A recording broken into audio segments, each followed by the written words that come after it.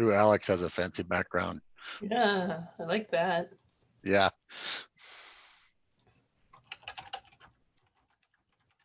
All right.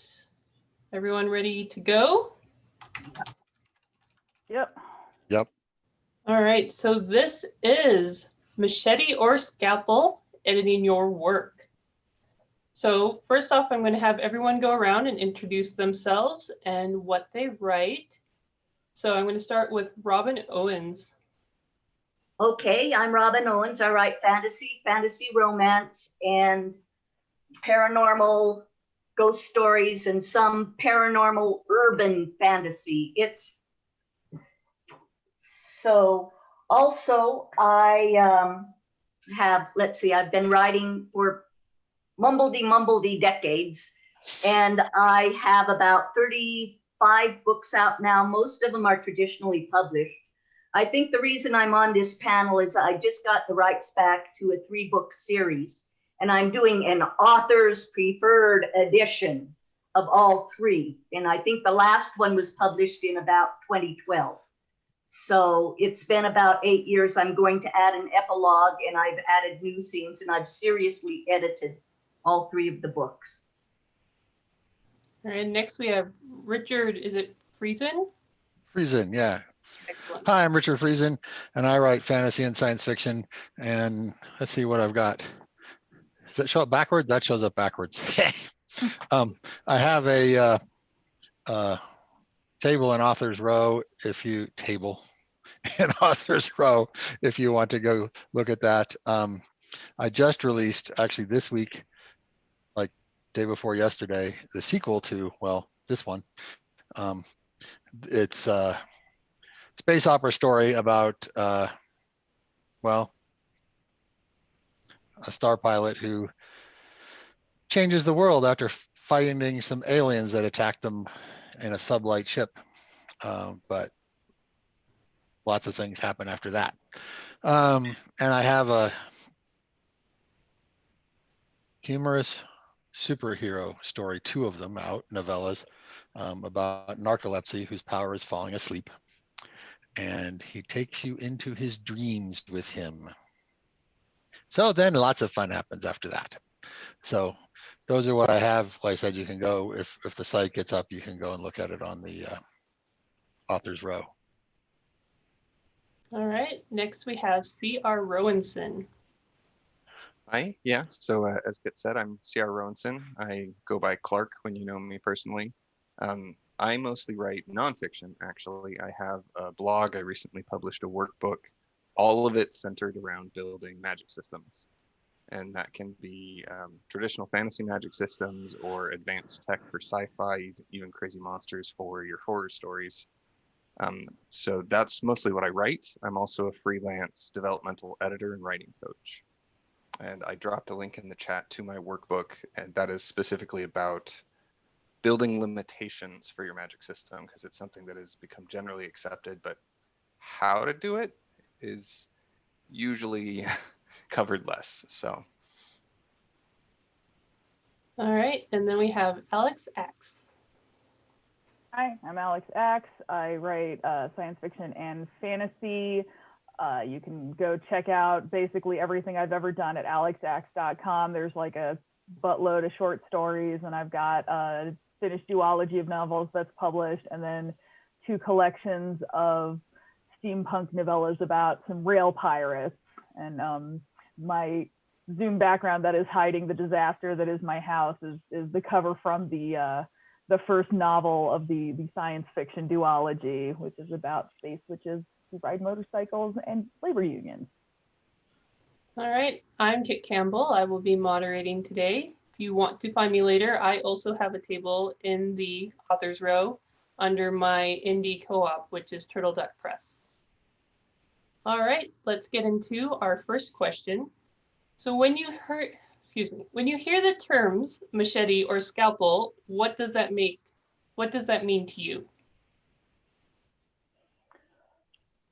So I can jump in. I think it really, so I'm a weirdo because my actual oh God, I'm sorry. My favorite part of the writing process is actually editing, because I think writing a rough draft is literally the worst thing that can happen to a human being. And it's just like this painful thing you have to eject from your body so that you then have words that you can make not suck with editing. It hurts so bad. Oh God, it's the worst. I don't know why anyone does this crap. But basically, when you come to Machete versus Scalpel, it really is kind of the question of what level of editing does the book need? Is it like you have completely screwed up the plot structure, and by the time you get to the end, it is now thematically inconsistent with everything that you built up before, so you're just going to have to like go in there with a machete and just like hack it out and write giant swaths of new text because you just messed everything up? Or is it more like, we just need to like tweak some things to get like, the character voices aren't quite consistent, or maybe this chapter needs to be from like a different viewpoint, or you need to like rearrange the dishes on the table a little bit to make it more aesthetically pleasing, and it doesn't need quite like, it's all of it is important, but some of it is a little more brute force. So Kit, do you want us to wait for you to call on us one at a time, or do we want to try and do it a little more freeform? Well, we can try to do it freeform, and if it's a mess, we can do a little more organized. Cool. Okay. Yeah, I'll jump in like Alex said. One of the things, I went to design school in college, and of course I'm not a designer, I'm a computer system administrator. But something one of the professors said is important to editing. Your work is not sacred. The sentences you put on the paper, they're just sentences, they're just words. If they need to go away, they need to go away. And that's really what the murder your darlings thing is about. You may love what you just wrote, but it doesn't fit the story. Make it go away. And that can be a single sentence. That can be, once in a nonfiction thing I wrote, I literally deleted 3 chapters. Said, these chapters do not belong in this book, and got rid of them. So, it all depends on what it is. And like Alex said, what your story needs to make it better. I just went back and read a novel I wrote a couple years ago and hadn't published yet for weird reasons. And I went back and I read it and I loved it. Fixed some things, clarified some things until I got to the set of scenes right before the climax. And after I read it all the way through, I realized, if you're doing the hero's journey, this should be the dark night of the soul, right? And it wasn't desperate enough. It wasn't dark enough. It wasn't like, oh my goodness, we've just lost enough. More darkness. Right. And it needed to be, and they need to have a struggle getting to the answer, not, oh, wait, we should do this. So that can be fixed, right? It could be that I'm deleting 3 chapters and writing them again, but that's what that needs at that point. So anyway, Robin. Okay, I think of Machete mostly for scenes. And first of all, if you were in traditional publishing before ebooks really started going, they were concerned about paper costs. And I have literally been told you need to cut 15,000 words. And so I would cut 15,000 words on the second one of this trilogy, the Mystic Circle trilogy, not my choice, my editor's choice. The Mystic Circle trilogy, Enchanted Again, she wanted me to cut a lot, and I cut that, and I read through it, and then I read through the extra scenes. And I am known on Facebook, where I interact mostly with my friends, in my fans, to put up cut scenes from my books, and they love that. I usually have I dedicate 1 day a week to putting up cut scenes. And I think in this book, I've already told them, yes, I've gone through this book. I looked at all the scenes she had me cut. I might have put a paragraph in, but I do like the faster pace of the book. Therefore, at the end of the book, I am going to give you like the brownies and the tea party, which was not suspenseful enough, and things of like that in the back of the book. And since I'm self-publishing, and since I want to give them additional material so they will rebuy the book they bought 8 years ago, that's one of the ways I do it, and that's one of the reasons I do it. I mean, the book is better without those scenes. And I started doing this, I save everything. And so I do have the scenes. And if I want to put them up on my website, or if I want to put them up on my Facebook, I can do that. Or if I want to put them into another book, in the back of the book. So keep everything you do, don't necessarily keep it in the story. Yeah. Well, I know for me, I find myself wielding the machete more often than not. Part of that is just because of my role when I'm helping people as a developmental editor. It's usually the larger scale problems, being like, your plot's going in this direction and there's sort of a branch off here. It's a cool branch, but if we can't bring it in line with the rest of it, we got to cut it off. And one of the most important questions whenever I'm working with somebody is, one, making sure I understand if there's a kind of word count limit, which if they're doing a novella or something for an anthology or a collaborative effort, that becomes really important. And aside from that, it really comes down to what type of writer they are. Because if I have somebody who needs to do a whole lot of word vomit before they can shape it into what they want, I don't go crazy with Machete yet. If I know somebody is very conservative with their words, then I can tell right away that if this doesn't feel right, I'm just going to axe it, because this isn't going to condense down anymore. And then lastly, I'm sure we're going to talk about this soon, is trying to determine when you need the machete and when you need the scalpel. That is the next question. So how do you know when you need the scalpel and when you need the machete? Especially if you're new to editing your own work or other people's works. If you're new at it, that's harder. I mean, for me, a lot of times when it's an issue of like the machete, it's either because I got an edit letter that was like, so you have some problems and you need to figure out how to fix them. And here are some potential things, but if you can think of a different way, go you. Or my agent will call me and be like, so here, I'm going to give you the shit sandwich where like, here's the compliment, I love this and this, here's the shit where I'm like, oh, this is terrible and you need to fix it and it's an awful problem. And you're like, and then he's like, but it's a good book, you just need to fix it. Or there have also been times where I have written, with great straining and effort, the rough draft, and then I'm just like, there is just something wrong with it. It doesn't work. And a lot of times I'm like, it doesn't work and I don't know why. So then I give it to someone else to read it and I'm like, tell me what about this doesn't make sense. And then someone with an outside view is like, well, this plot point doesn't make sense. And I'm like, aha, okay, now I know I have something that I can fix. Yeah. For me, the scalpel stuff is a lot about clarity. And, you've written a paragraph and you look at the paragraph and you go, George just showed up in this scene and he isn't mentioned earlier. I should probably mention him earlier. And you go back and you put in a sentence about George. That's easy stuff to do, but you have to notice it and think about it.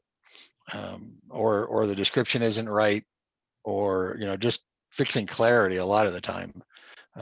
Whereas the scalpel is like we said, like I probably have in this one book that no one has seen is 2 or 3 chapters that either have to come out or be completely rewritten. So, that's the difference. Is like Alex said, you get someplace this isn't working, that's when you need your machete. If it's working but not quite clear, or what you had in your head isn't on the paper, that's when you need the scalpel. Yeah. So Robin, I hope you don't mind if I jump in here. No, we have to do it in its order. I had a thought and I didn't write it down and now it's gone. Okay. So kind We've of all been there. echoing what Alex and Richard have already said, is it's a lot of times it comes down to it's generally the scope of the problem. How much word count, how big a problem are you dealing with? And obviously, like so much with writing, that gets better as you build your instincts. But the first part of any of it is something that Alex kind of pointed to, and that's really trying to figure out what the problem is. And when I'm working with people, nobody ever wants to cut their stuff. And so really what the approach I generally take with people is I talk about why they wrote what it is they did and why they like it. Because sometimes it's this is a funny moment, or this brings this thing into clarity, this brings this detail to the attention of the reader, and that can really tell me a lot. Because if it's just, oh, it's funny and it made me feel more connected with the character, it's easy to say, I get that. You need to chop this limb off and find a way to do that in what you already have. Whereas if they pull in a bunch of little things, which, by the way, it's not exclusively the machete for big problems. Sometimes it's a big chapter that you have to cut a bunch of tiny pieces out and sew them back into the main manuscript. But I know when I'm working with people, that's the main thing is first, like Alex said, identifying what doesn't feel right, and then figuring out why you wrote it in the first place and why you want to keep it. And that'll really tell you what you can edit around and what you need to filter back into other spots. And I have remembered my point, and I'll try and keep this brief so Alex can speak to this too. And it's, I generally write series. I don't think I've ever written anything. I mean, my Celta books, which is set on another planet colonized by Earth people, is, I think, 17 or 18 books now. And there was one book where, you know, I was there, I was in the book, and I had this scene, and I needed to set it up for the next book. And it's like, that should, I know that book should not, you know, that scene should not be in this book. But what I finally did is I wrote an epilogue, because the whole story about the two characters involved in that particular book had, as far as I could tell, needed to be closed and not left dangling while I set up this other book. So what I did was I wrote an epilogue and I left a thread dangling that would lead to the other book. Now that was, I think, book 3, so hopefully I've gotten a little better about it. But yeah, occasionally there will be a scene, I don't usually go longer than a scene, that may introduce, that will set up the next book in the series. And it could take place anywhere in the book. So that's what I do. Okay, so Clark and Alex have already touched on this a little bit, but how do you identify what you need to edit and how you need to edit it when you just have a feeling that something's a little bit off? Well, like Alex said, give it to someone else to read. And there are a lot of different ways you can do that. Because sometimes, you know, we're too close to our own work and we can't see, you know, the forest for the trees. Other one, it's in some ways what Stephen King does. If you read his book on how he writes, is he puts a book, he writes the draft, right? And he puts it in a drawer. Well, on us, you know, put it in a file on your computer for 6 months, write something else, write an entire other novel until he's forgotten about this story. And then he goes back and reads it. And he says, oh, this story is about X. And I need to make sure that everything in this story points to X, right? And, you know, so there are different ways, but whatever works for you, that's one of the big things is find what works for you. Would it be a cop-out for me to say you should hire me? No, you should I hire think you him. should definitely hire him. Yeah. But I know for me, it really does get to like finding the problem in my own works and in other people. It really does come back to that one thing of really digging into why you wrote it in the first place. Because you wrote it for a reason. It may not have actually achieved the reason you wrote it, which means you need to edit. It may have achieved it, but with a whole bunch of excess words, which means you need to edit. Or it started to do it, but it's not jiving with everything around it, which means you need to edit. But just figuring out why you wrote it and seeing if it's actually doing the job you created it for will tell you a lot. And sometimes you just write to get your characters down or set up a plot and just write, and you know you're doing it for yourself. This will come out later, and I've done that quite often too. I mean, I'm setting this all up and, oh, this doesn't need to be. I needed to know that about the character and the plot, but my readers don't. Right. In which case it's achieved its purpose and you can just cut it. Yeah. Right. Kit, you should be commenting too, I think. That's and true. I'm shutting up now.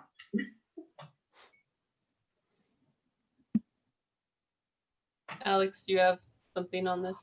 Well, I mean, one thing I would say is like the whole like knowing why you wrote something. That honestly, that's something that's actually come to me more with age, so to speak, because it's, you know, I remember like back when I was starting out and I was just doing like NaNoWriMo, and you know, God, I was in one of the first NaNoWriMo like many moons ago, but like back then it was just like, okay, I've got an idea and a plot, and people do stuff, and then a conclusion happens and things explode.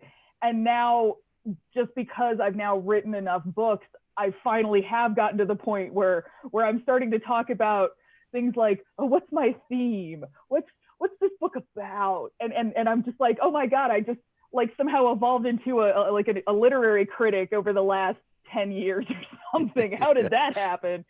But it is like an experiential thing where the more you do it, the more you can be like, I see deeper layers in what I'm doing. And I know that I'm writing it because, yes, I want to tell a story about a guy who takes a thing to a place because the world will explode if he doesn't, or she doesn't, or they don't. But like, I also have other things that I'm trying to say. And I know that my writing is in conversation with other things. So that, in a way, is good, because that does help your internal editor to make, so you can look at it and be like, well, this doesn't work with what I want to say, or this is not in line with what I want to say. So what is my subconscious putting onto the page? And now what is the conversation changing to? But you know, it's again like a thing that comes with experience. And I mean, honestly, I cannot recommend enough the utility of having other people look at your stuff. Absolutely. And it does help to like put it in a drawer and not look at it. Like that's a thing that I do as well, because I have a goldfish memory. So after it's been gone for 3 months, it might as well be a new book. But like, even that is not as good as just giving it to someone else and being like, did this make you feel things? Did it make you feel the things I wanted you to feel? If not, why not? Did you hate the person I wanted you to hate? You know, like I have like a roster of questions I ask my readers, or be like, did this work for you? How did it make you feel? But I also want to say, like, you get beta readers that understand what you're trying to do, and but I cannot recommend enough, like, actually just, especially when you're having trouble and you're like, I'm in the weeds, just hire an editor. And not only should you hire an editor, you should pay them like a human being that you want to do good work. Because this is the thing I've noticed, because I've done like a lot of freelance, just like copy editing, because that's kind of the level I'm at. Nobody wants to pay you money, and you are a skilled person that is fixing a very difficult work of art, and pay your editors. Just pay them absolutely like actual living wages. And it's right. There's nobody better than other writers that understands the struggle of coming up with the money for that. Yeah. It's true. Even if you can just get one of your fellow writers to look at a scene saying, this is bothering me and I don't know why, will help a lot. And again, that's the other part, is if you can't cue into what you were trying to do, getting more information about what you like from it will also help. Saying like, I like this scene because it's funny, or I like it because of how it shows me this character. Even if you don't know what your intent was, if you just start cutting out all the pieces that you like, then you're going to have a whole book that you like, in theory. Robin? There's on beta readers, by the way, and I just found this out, there are actually beta readers you can hire on Fiverr. So, you know, there's different levels of editing, right? You hire someone to read does this work? Does it make you feel what you want? All the things that Alex was talking about, that's beta reading. Then there's developmental editing. Then there's copy editing, and there's, I think, about 5 levels. But anyway, so Editing. know what you're hiring the person to do, right? In some ways, the developmental editor and the copy editor, the last things you want to hire. And, you know, so you should make it as good as you can make it yourself or with a beta reader, and then go to the editor and then fix everything the editor says. Listen to your editor. Oh, sorry. Yeah. I Go want to put in a plug for Rocky Mountain Fiction Writers. We did our conference, which was supposedly last month, was combined with, I think, Northern Colorado writers and Pikes Peak writers. But I have been a mainstay of Rocky Mountain Fiction Writers for many years. And I have been in a critique group for many years. And we do, our critique group now meets by Zoom twice a month. But I also feel like I can send my whole book off to someone and they will look at it, and they can send their whole book off to me and I will look at it too. And I mean, like I said, I have been in this critique group for at least over 10 years. So I know they're good people. I know they, you know, everyone in that critique group has been sliced and diced at one time. And we do it with love. But, you know, you come thinking, oh my God, I thought this was a perfect scene and now I need to fix X, Y, and Z. Because not only did one person say it, but 5 people said it. So what's in my head is not on the page, or it's not doing what I need to do. So that is not to say that you shouldn't hire a developmental editor, but that's also, I mean, Rocky Mountain Fiction Writers and the critique groups taught me my craft. That is how I learned my craft, was through the critique groups at Rocky Mountain Fiction Writers. And I'll shut up now. A lot of different ways to do it. Yeah, We and have it kind of depends, because like what you get out of a beta reader is going to be really different than what you get out of like a developmental editor, which is why, you know, generally you pay a developmental editor and you don't normally pay your beta reader, because your beta reader is just going to be like, all right, this worked for me, this didn't, I hated this person, this is how I felt about the end, you know, and like some people will really get into the weeds with you, but for the most part, you're just asking them to react to you as a reader, which is incredibly useful information, because ultimately what are we doing? We are writing books for readers, and therefore we want to know how the readers are going to, you know, how much are the readers going to hate us by the time they're done with this book, Right. as opposed to like the development, you know, like a developmental editor, he's actually there to help you craft this thing to make the readers feel what you want them to feel. We have a question Yeah, in the chat. Nell says, you've talked about your experiences trying to bring down your word counts, but I think my difficulty is having a manuscript with too few words. Do you have any thoughts about dealing with that? So adding words to a story. Go with the senses first. Right. What she said. Tell, show, not tell. You know, how is your character feeling? And expand on the senses. Yeah, if you get a scene, you know, it's cold outside. It's not just cold outside. How is your character reacting to it being cold? And what does it mean to the character? And how does it fit with their emotions at the time? And a lot of time just expanding the descriptions of things and making them more tactile and making them smell. There was a guy a long time ago in a writer's group, and he said, remember, warm, moist, stinky bricks. And because it covers all 5 sentences, right? All senses. Anyway. Clark, So did you have okay, something? okay, I didn't. Yeah. We're just playing we're that kind of like having that like dance. the tumbleweeds were blowing between us. Like. Yeah. So I love it when this is the problem that people are dealing with, because there's a lot of options. As with anything, there's always a balancing act to carry out, because you do want to expand on the senses and expand on your description, and make sure you're not, making sure you're not doing it too much. Because if you do it too much, that creates different problems. But making sure it's there. But let's assume that you have already done that for all of the scenes that you have. You've engaged all the senses. You have a vivid picture of what's going on. You can track the reactions, the blocking of where everybody is. If you have all of that, you are in an amazing position where you get to just do cool stuff. Because now you just be like, what would be a really cool scene to throw in? Well, I'm doing steampunk. I want a train to get up off the tracks and punch a giant monster. You can do that. You have space. And you also have room to make your plot more complex. Because it may be you just have a single through line and they're just charging all the way to the end. And you now have a chance to weave in some romance or weave in some mystery and just generally add other cool things. Yeah, I mean, first off, I would say, like, are you entirely certain that it is too short? Because there's a difference between you being like, wow, this seems kind of short for a novel when I'm used to reading bricks, but like, you know, say if you're going trad publishing, they'd be like, oh yeah, your word count is fine, and you know, if it was any longer, we'd make you cut something out. Versus, Right. Yeah, if it feels too short because there's like not enough there, that's kind of a different thing. But That's a for the really good most point. part, unless you're like you're going self-pub, which I there are entirely kind of like different ways you're going to look at things.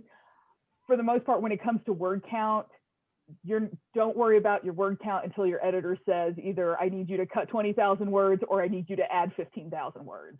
Like, Right. because that's all to do with, you know, like printing, and they want it to be X number of pages with this layout, whatever. They'll tell you how long they want it to be. But kind of like, I mean, like Clark really covered everything about, you know, also it gives you space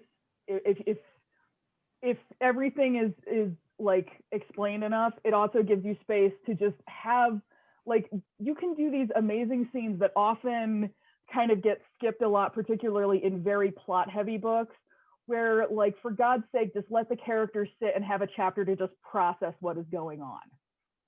Right. Right. And sometimes, You know, like, one of the those things. quiet Oh, moments go do ahead. really cool things. Yeah.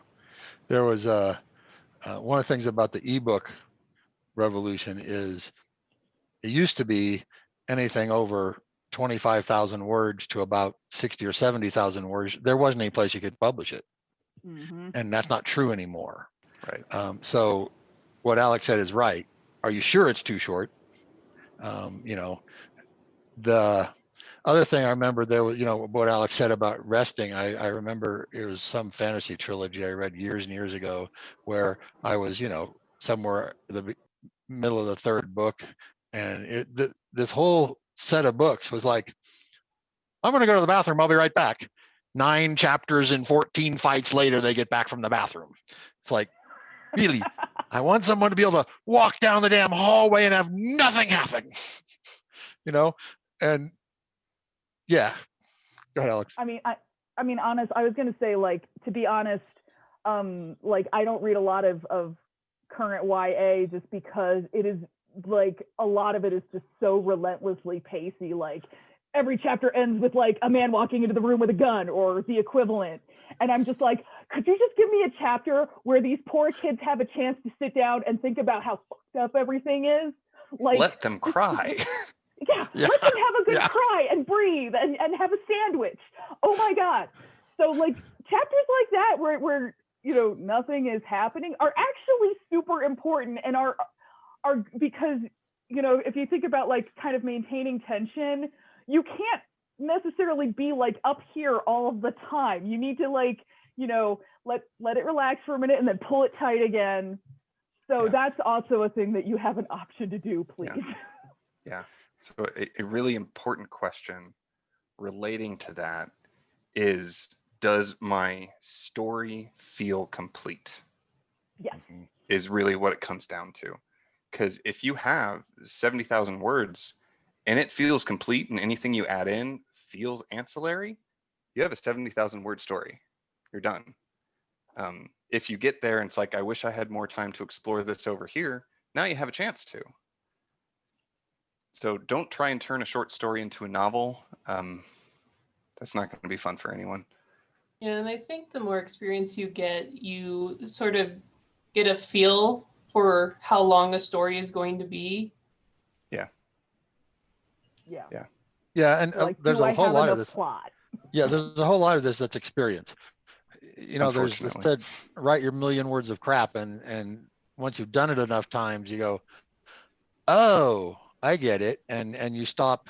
One of the things I did, which was surprised the heck out of me, was I I wrote, you know, early years and years and years and years ago, novels, and they were wordy and all over the freaking place, and then there wasn't self-publishing, and the way you got in to publish novels was you wrote short stories. So I went off and wrote short stories for a couple of decades, and something interesting happened when I came back to writing novels.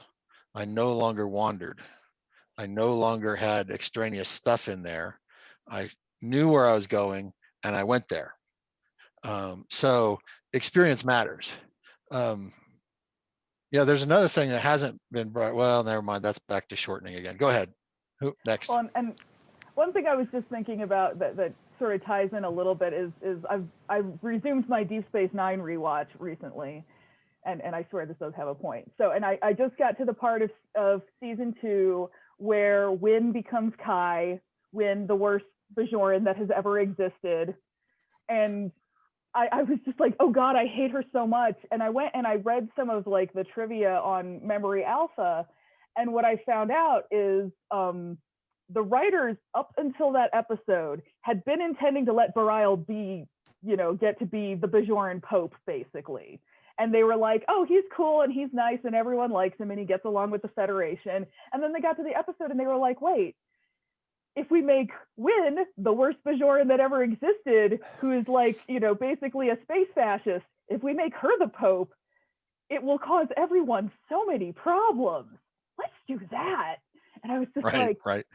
oh, because it really is, you know, another thing that you can really fatten your plot out with is basically going through and at every turning point be like, is what happened here the worst possible thing that could have happened for these people? And if not, why not? Right. That story I mentioned earlier, where I happened to take out the long dark, or fix the long dark night of the soul. There was a place in there where basically it's a rebellion sort of thing, and this small band of people is rebelling against significantly more powerful people, which is always fun. And I got to this point in a story, I remember writing it, I got to this point where they'd done something and they had to get away quickly, and they go through this whole elaborate thing to escape. And I was reading it going, this is like the third, fourth freaking time they've done this. Something different has to happen. What has to happen? Oh, they get caught. So they actually get captured by the bad guys. And it's a horrible thing to have happen. And it actually is the whole thing of they're caught by the bad guys, and what happens after that gets worse and worse and worse. And that leads to the long dark night of the soul. But and it's a really great thing, but you know, it's a what's the worst thing that could happen? Worst thing that could happen in that case was getting caught by the, you know, the powers that be. Right. So We've yeah. been talking a lot. Yeah. So let's move into mechanics for a little bit. Do you guys recommend editing on paper or on the computer? And what tools do you use when you're editing? Okay, first I have a story. I got these 3 books back, and I've been shuttling back and forth with at my mother's, just because that's how my family works now. So I didn't have a computer there because I loaned it to a friend. So I decided that I would, I would edit on paper. Look at that. And I will never, ever, ever, ever, ever, ever, ever do this again. Because first of all, it took forever to transcribe it. I didn't mind editing on paper, but transcribing this sucker was terrible. Terrible. And secondly, I don't know that for me anymore. I mean, it used to be, I'm old enough that I would get my copy edits in paper, okay? And edit them in paper and send the whole 500-page manuscript back, two copies in paper. So I remember those days. But now I I can edit just as well on my computer, if not better. And I use Scrivener. I love Scrivener. And that works for me for editing. Then I can do this. And I will never, ever do this again. You know, I was in love with the word was in these books. And that's now a hot point. So I sometimes I take them out. And sometimes I have to put them back in because I took too many out. Because there are uses for was. But never again. Never. Please. No, no. Hell. That's a good segue into there's a book, a really small book called The 10% Solution. And it says, you know, editing for the modern writer. I recommend to everybody, just get this thing. He has a lot to say about what he has is a list of words. You go through and look in your manuscript for this list of words, and you just do your search for this word and find every instance of that word. And, you know, it's was and there and about, and, you know, I think about is one of those things that's actually has two meanings.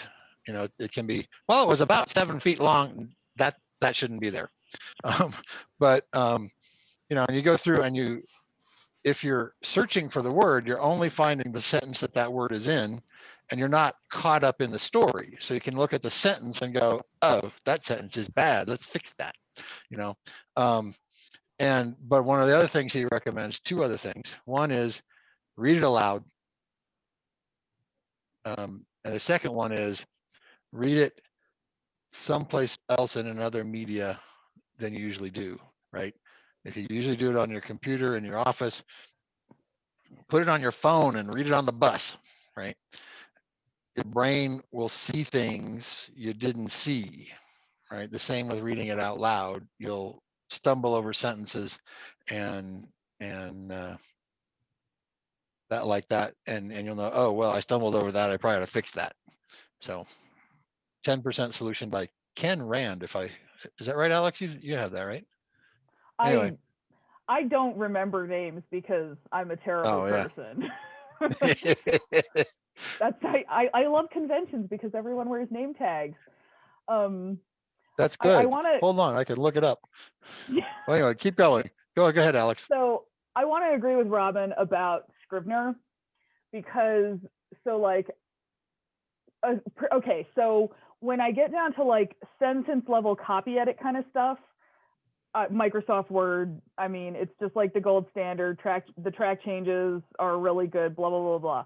But when you are still in the part of your life where you're doing structural editing and you're like moving chapters around and moving scenes around, oh my God, Microsoft Word is a nightmare. Do not use it for that. Get Scrivener. Because Scrivener is almost like this hybrid between a regular word processor and a script writing program like Final Draft, where you get you put like folders that are your chapters, and then you put the individual scenes. So like anything that you would have between like hash marks, you know, for your big section break, that's just like another, like a little scene. And then you start the next one.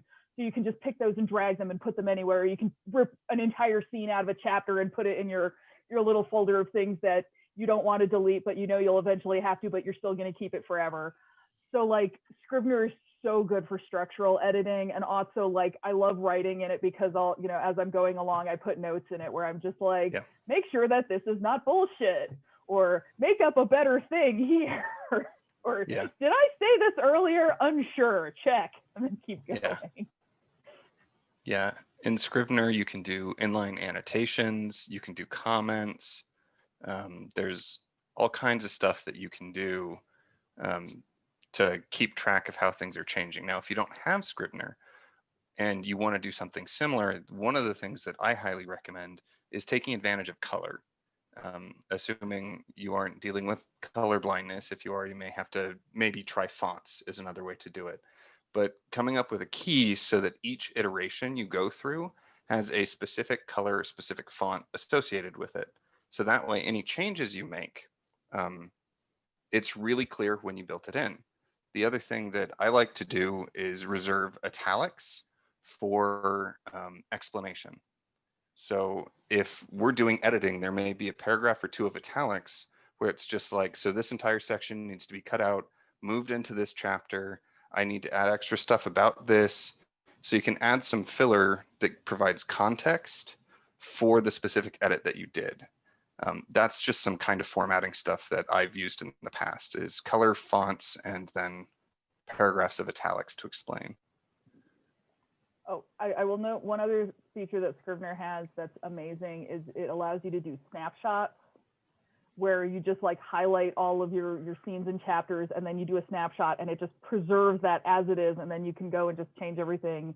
You can be like, oh, I didn't like what I did 2 days ago, it was a lot better, and you just go back to that snapshot and you can just make that the active thing, and it's fine. You can even compare snapshots, which is amazing. Yes. And that way, then everything is just in your one Scrivener file, and you don't have that like embarrassing thing where you're like, draft 4, draft 5, draft 5 final, draft 5 final. You just have one. It's nice. All right. So do you guys edit while you're drafting, or do you wait until you have an entire draft before you start editing? Entire draft. So for the most part, if I go back and start editing while I am drafting, because I like editing so much more than I like writing, then I will never actually finish. So I just have to write the whole thing and then go back. The only exception to that is if I get to a part where I'm like, oh, this works way better for this character, or like, oh, I just discovered something about that would make the character's backstory cooler and I'm putting it in here, then I will pause and I will go back to earlier and add the stuff in that I know I need to add in, and then I'll resume. But other than that, I can't edit while I'm writing because I just hate writing so much. Yeah, and one of those big things for, especially for beginning writers, is write your story, finish your story, get to the end, and then you can worry about fixing it. And it may be crap, and you may go, I want to get rid of 3/4 of this or all of it and start a new story, but get to the end. Yeah, and I'm a pantser, right? There's something I discovered about myself actually with NaNoWriMo, by the way. I just adore writing something. I have an idea where I'm going. I know my characters are, and I get to a place that's like, wait, what if this happens? Oh my goodness, that's really cool. And then I write that. So I'm enjoying discovering those things as I go, right? And so for me, yeah, you stop and edit, it ruins the flow, and you may never finish it. So whatever works for you to get to the end, because you can't do anything with a story if it's not done, right? Yeah. I write out of sequence, and that's another reason I love Scrivener. I think I was one of the last holdouts of WordPerfect. But I usually go back to what I wrote the day before, the last scene, and I edit it to try and get back into the flow first thing, and then I write on from there. And what I like about Scrivener is I have an in sequence set of folders that I call chapters. And then I have another folder that I call scenes. And those scenes can be moved up and down and all around. But when it starts to come to the rough draft and the editing, everything has to be in the chapters. And again, if it doesn't make the chapters, even though it's a wonderful scene, it stays in those scenes and it doesn't make it into the book. So that's also one way, you could have written it and now you're putting the book together and it doesn't fit, so it stays there. Could you repeat the question, Kit? I want to make sure that I'm not just going off in wild tangents. But that's the fun part. The question is, do you edit while you're drafting, or do you wait until you have an entire draft before you edit? Okay. Me personally, I don't edit while I'm drafting. And that's because I can't write without an outline. I have tried it, and it took an already painful process and made it unbearable. So for me, what it really comes down to is I develop my outline, and then as I'm going through the story, it's gonna feel awful no matter what I do. And I just have to remind myself to trust former me and just follow the plan, making notes of ideas and changes. And then I can come back later and be like, okay, I had these thoughts here. Those were pretty good ideas, but it's really important for me that I follow my plan first and then fix it after. I was working with somebody who was also an outliner, and she had a tendency to like keep correcting mid-course while writing. And the analogy I had was it's easier to take an arrow and retarget it than it is to straighten out a crooked arrow. So just go straight along your plan, and then you can retarget as you need. But that's because we're outliners. If you're a pantser, that can work different. Right. Yeah, Yeah. for me, well, that's off topic. No, Alex, go ahead. I was gonna say I'm actually an outliner too, but I do this kind of weird thing where like I write the whole outline and then I'll be like writing, and then I'll get to a part where I'm like, oh, they did a thing that I didn't think they were gonna do, and then I will stop and I will go and edit the outline That works too. and redo the outline from like this point on and be like, here is the new outline, and then I keep writing. Yeah, I personally don't go back and delete anything I don't change anything that's already written No. until I have gone all the way through. Yeah, there's a difference, that partly it's, you put on your writer hat and you put on your editor hat, and they're different, it's different brain function in a lot of ways. But what Alex was saying about, there's once in my fantasy story, I went along and was writing and got to the scene and I said, oh, wait, what if this happens to her instead of that? Oh boy, she'll hate that. Okay, now I have to go back 4 chapters earlier and change a scene because what happened. And to me, that's not editing. That's still writing the story. But I'm not generally fixing sentences and stuff like that. I do all that afterwards. So there's the flow part versus the fix it part. I want to tell a story about Walt Disney. Apparently, Walt Disney had 3 offices, and one for drafting, and one for editing, and one for finishing, I guess, or drawing production. And he would go to the 3 different offices, and just being in a different office, he knew what to do. So you can also set it up like, okay, this is my writing mode, or this is my editing. I have a U-shaped desk, and I tend to write this way, facing my window, but I tend to edit this way, so facing my wall of books. So that can also, if you're playing brain games with yourself, you're triggering your brain to think, okay, this is not the time for flights of fancy. This is the time to sit down and get rid of your wasses. Okay, when you're drafting, do you worry about things like crutch words or problems that you have in your drafting, or do you wait until you revise it to worry about that sort of thing? Okay, if I have a problem, I put 2 asterisks there. And some people use the brackets of wisdom or something, I need to research this. I've changed their name, hair color, eye color. I've used this word 5 times. Energy is hard to use. To find a synonym for, but I've used this word 5 times in 3 paragraphs, fix it. And at the end of whenever I go through my first draft, I see, oh, I need to fix this. Yeah, I just leave myself Scrivener notes, other than like when I go and reread the last couple scenes to kind of like get my flow going again. I will totally go in and delete every freaking time I put the word just in there. Like, so bad. But so kind of like Alex said earlier, the first draft, at least for me, is painful. So over the years, anything that will slow me down and make the first draft take longer, I have stopped doing.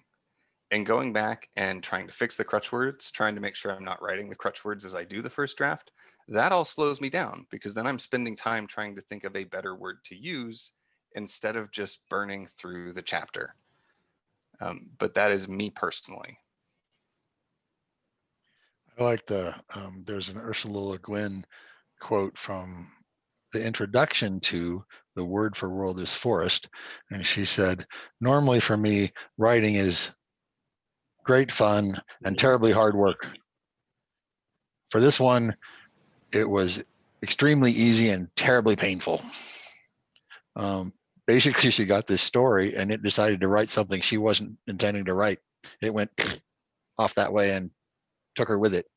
But yeah, we're almost out of time. What else we got? All right. When do you know you are done editing?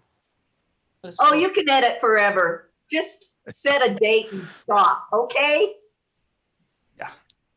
I mean, when you kind of get to the point where you're just like rearranging the deck chairs on the Titanic, it's time to just be like, this is as done as it's gonna get. This needs to be someone else's problem now. It's like the Connie Willis quote. She uses like a secretary typist, I think. Anyway, so one day she's in her office and looking at the manuscript and going, "This is terrible. It's awful. We had to start completely over." And the secretary looks up and says, "Oh, we're almost done then." Yeah. Yeah. So yeah, you can. Yeah. Go ahead. Sorry. No, go ahead. Yeah, you can edit forever, Mhm. and you can polish something forever. So really, what you want to get to is kind of the inverse of the 10% solution. When you reach 90%, that's when maybe you can think about quitting. You don't really want to push past 95, 98. You've probably spent too much time. You're never going to get that last 2%. At least at that point, it's not worth the effort it'll take. All right, so we are almost out of time. So I'm going to do one final question. How would you recommend a new writer start editing their work?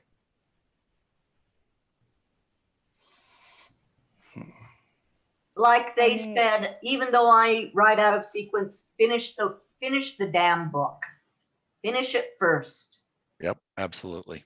Give it to some other people, your critique group buddies, whatever.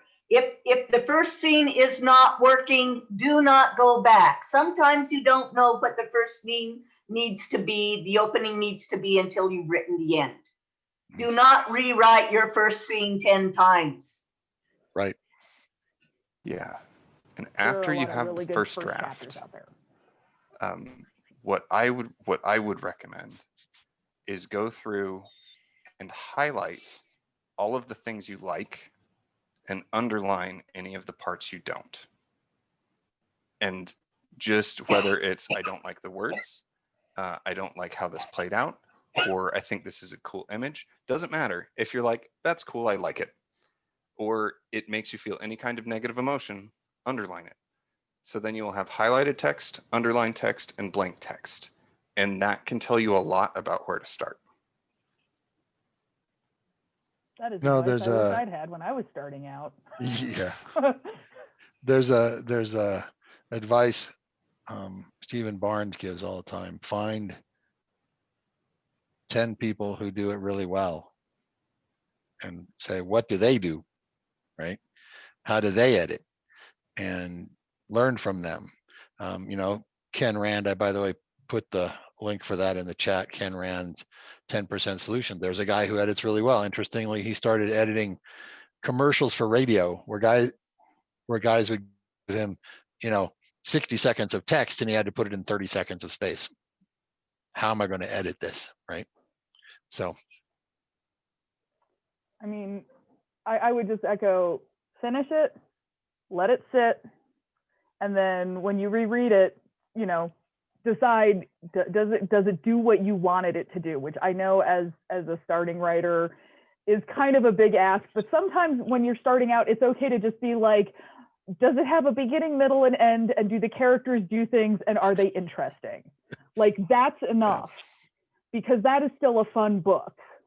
And then, right. If you're dissatisfied with things, or even if you're not, ask someone else to read it. And it's honestly also really helpful to start thinking about things like how you would summarize your book or whatever, to just try to tell someone, this is what I think my book is about, and then have them read it and see if they agree with you. That's a good one. one. One thing I would add is that fix your big problems before you start making scenes pretty. Mm-hmm. Absolutely. Yeah. You know, if you spend 3 days fixing a scene and then that scene's got to be cut, that's just wasted time. Yeah. Machete first, Scalpel second. Mhm. All right, so we've got 1 minute left. Anyone have any final thoughts? So Yes, many. Scrivener. It's really awesome. It'll save your life. Yes. Yeah, I think we've covered a lot of ground and a lot of stuff that's been really good here. So thank you, everybody. All right, thank you for coming. And Oh, stay safe, guys. Yes. Yes, stay safe. Stay safe out there. All right. Thank you. All right, thanks. Bye, everybody. bye. Bye. Thank you all.